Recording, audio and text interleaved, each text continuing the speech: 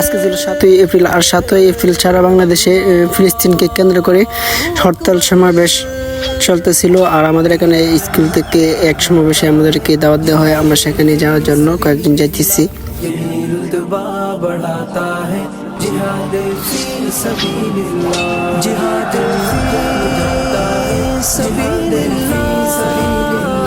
আর আমরা গিয়ে দেখি তারা ব্যানার নিয়ে দাঁড়িয়ে রয়েছে, হুজুরের সবকিছু বুঝিয়ে দিতেছে। আর আমরা ইতিমধ্যে মিছিল নিয়ে বাইর হয়ে গেলাম।